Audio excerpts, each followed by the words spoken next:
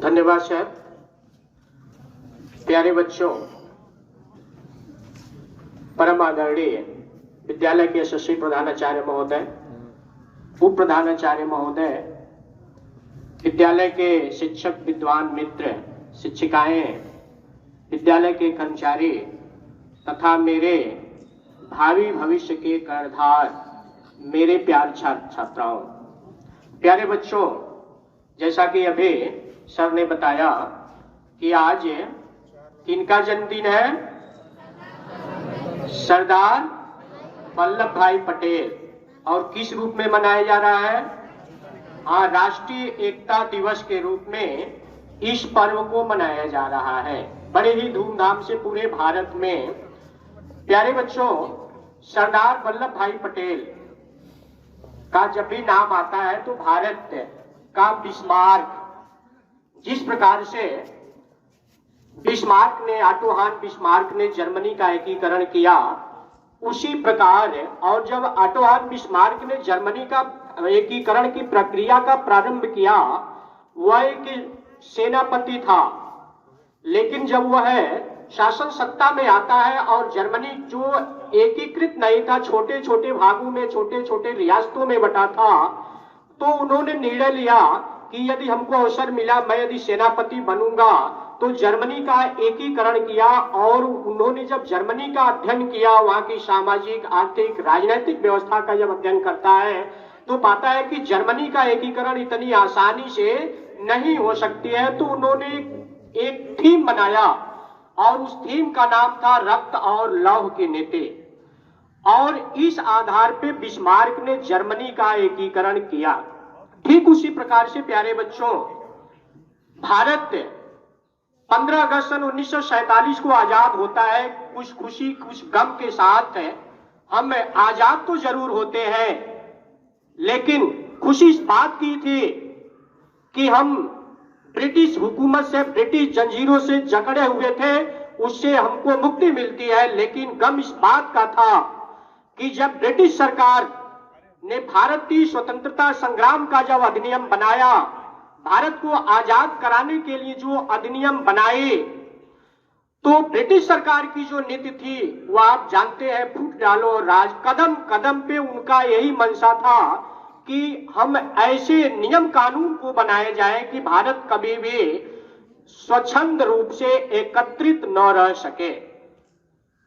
उन्होंने जो अधिनियम बनाया उसमें इस शर्त को रखा कि भारत को तो हम लोग स्वतंत्र कर रहे हैं, लेकिन भारत को उस समय भारत छोटी यानी कि 565 रियासतों में बटा हुआ था।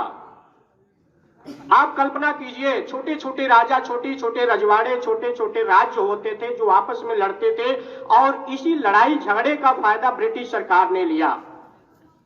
ब्रिटिश सरकार उस अधिनियम में पारित किया कि हम भारत को आजाद करने तो जा रहे हैं, लेकिन हमारी एक शर्त है, यदि भारत के लोग चाहें तो स्वेच्छा से भारत में रह सकें, स्वेच्छा से पाकिस्तान में रह सकें, और यदि वे इन दोनों में से किसी में भी विलय नहीं होना चाहते हैं तो वे स्वतंत्र रूप से अपने अपने राज्य का निर्माण कर सकते हैं।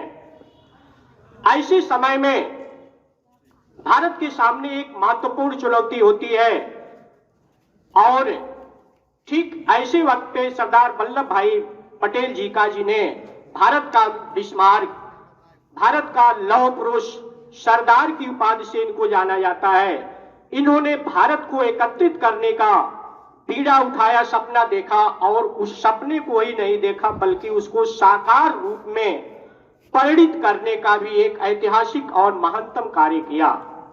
प्यारे बच्चों, उस समय भारत, मैं बताया कि 565 रियासतों में बटा हुआ था। 565 में से पटेल जी ने अथक प्रयास करके 562 रियासतों को एकत्रित तो कर लिया भारत को आजाद होने से पहले, लेकिन बची जो 3 रियासतें थी, जम्मू कश्मीर, जूनागढ़ और हैदराबाद, ये जो तीनों थे, इसको लेके पूरा देश परेशान था कि एन केन प्रकारेण इन तीनों रियासतों को भारत में मिलाया जाए। हम शुरू करते हैं सबसे पहले जूनागढ़ का। जूनागढ़ पे संक्षेप में अध्ययन करेंगे। उस समय जूनागढ़ जो था, वहां के जो राजा थे, जो शासक थे, मोहम्मद महावत खां, वह भी स्वतंत्र थे। चूंकि जो अधिनियम बना था उसमें साफ साफ क्लियर रखा था कि आप चाहे तो पाकिस्तान में मिल लें, चाहे तो भारत में मिल लें, या चाहे तो आप स्वतंत्र रूप से रह सकें।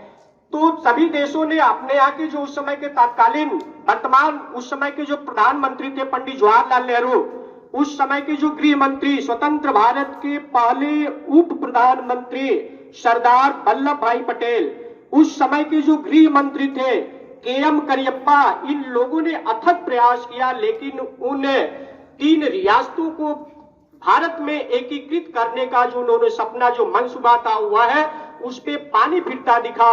ऐन वक्त होता क्या है, जूनागढ़ के जो शासक थे मोहम्मद महावत खां, उनको भी यूएन उस समय जो यूनाइटेड नेशन था उससे भी संपर्क किया कि हमको स्वतंत्र छोड़ दिया जाए।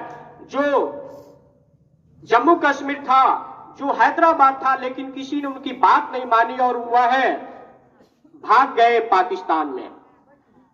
जूनागढ़ की सबसे एक भारत के पक्ष में यह बात थी कि जूनागढ़ की जो आबादी थी उसमें 80% लोग हिंदू थे, लेकिन जो शासक थे, जो शासक उस समय का, जिनका नाम था मैं बताया मोहम्मद महावत खां, वह मुस्लिम थे, इसलिए उनका पलड़ा पाकिस्तान में जाने का था। लेकिन ऐसे वक्त पे वह तो भाग गए पाकिस्तान। लेकिन ऐसे समय में प्रधानमंत्री जी की दूरदर्शिता और उस समय सरदार पटेल जी की कर्मठता को देखिए, उन्होंने वहां जाके, कहां पे, जूनागढ़ में जाके जनमत संग्रह कराया। जनमत संग्रह से तात्पर्य होता है कि वहां की लोगों की मंशा को जाना कि आप स्वतंत्रता पूर्वक किधर जाना चाहते हैं। लोगों ने जनमत संग्रह कराया और उसमें फैसला आया कि जूनागढ़ भारत में विलय होगा और इस आधार पे जूनागढ़ का भारत में विलय होता है।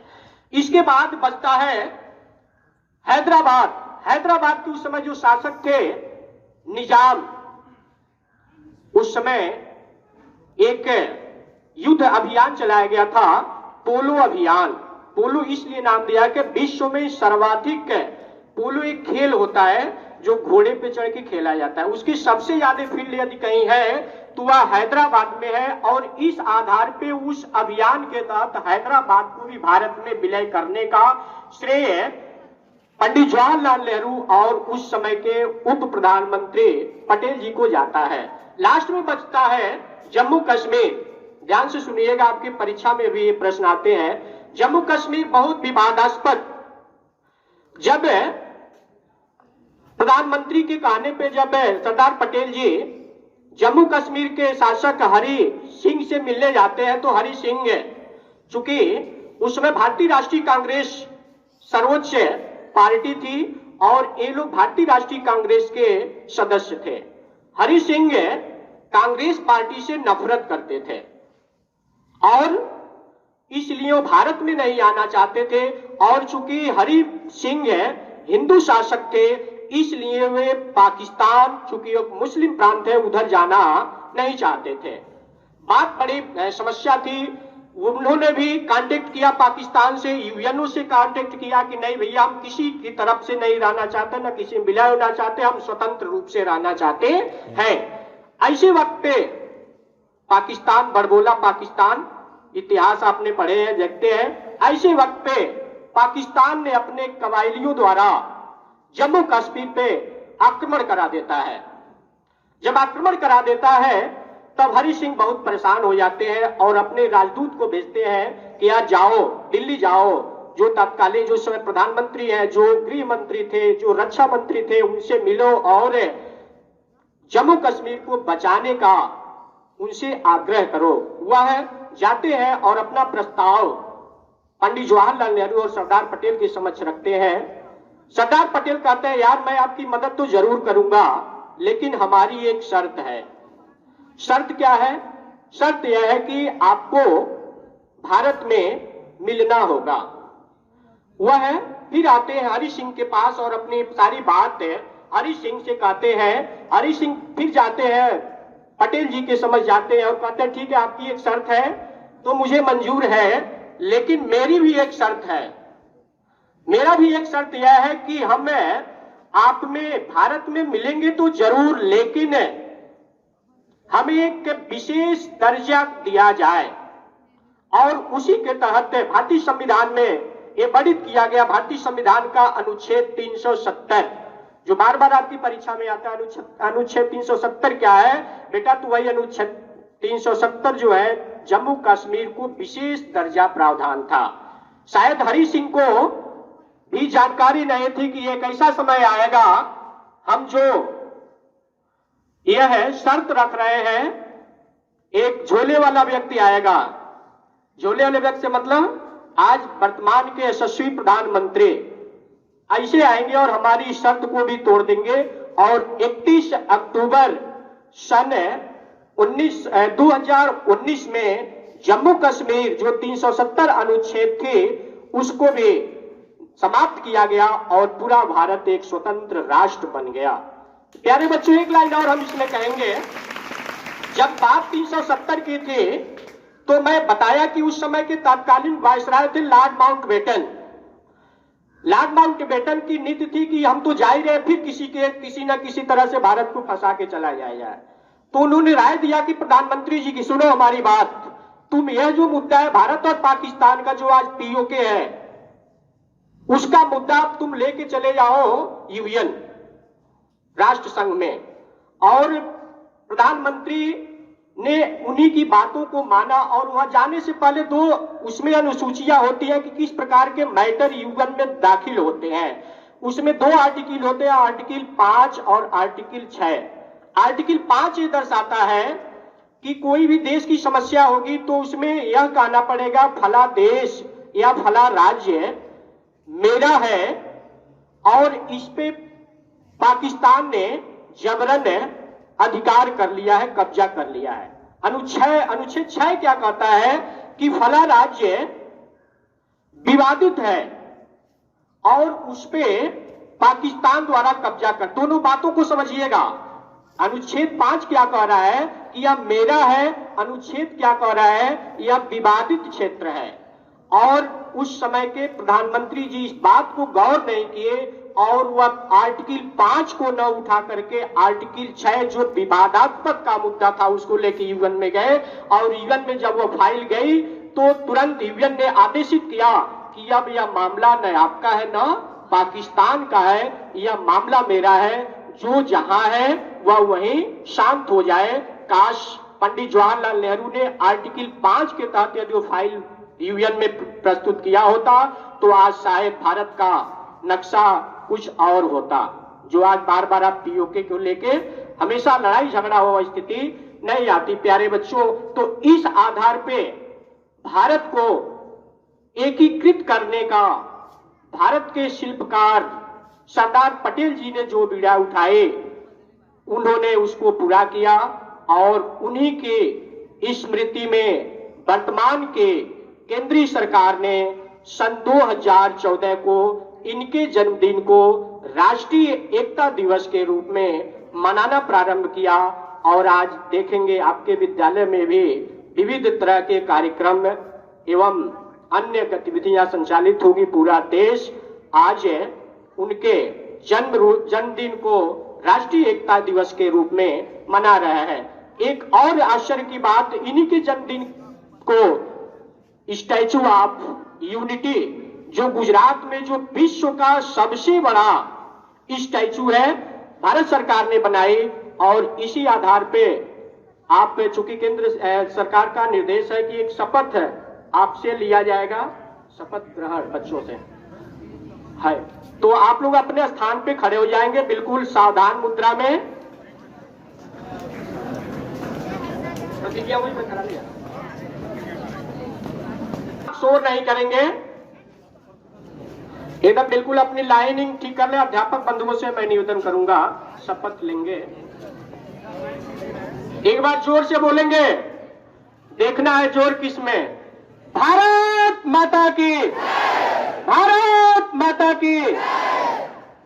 आप अपना दाहिना हाथ आगे करेंगे और यहां से जो मैं कहूंगा उसको आप एक साथ तीव्र आवाज में बोलेंगे, कोई शोर शराबा नहीं होगा, क्योंकि यह वीडियो बन रहा है और शासन को भेजा जाएगा।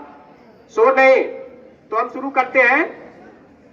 मैं सत्य निष्ठा से शपथ लेता हूं कि मैं राष्ट्र की एकता, अखंडता और सुरक्षा को बनाए रखने के लिए स्वयं को समर्पित करूंगा और अपने देशवासियों के बीच यह संदेश फैलाने का भरसक प्रयत्न करूंगा। मैं यह शपथ अपने देश की एकता की भावना से ले रहा हूं, जिसे सरदार वल्लभ भाई पटेल की दूरदर्शिता एवं कार्यों द्वारा संभव बनाया जा सके। मैं अपने देश की आंतरिक सुरक्षा सुनिश्चित करने के लिए अपना योगदान करने का भी सत्य निष्ठा से संकल्प लेता हूं। धन्यवाद। आप नहीं बोलेंगे।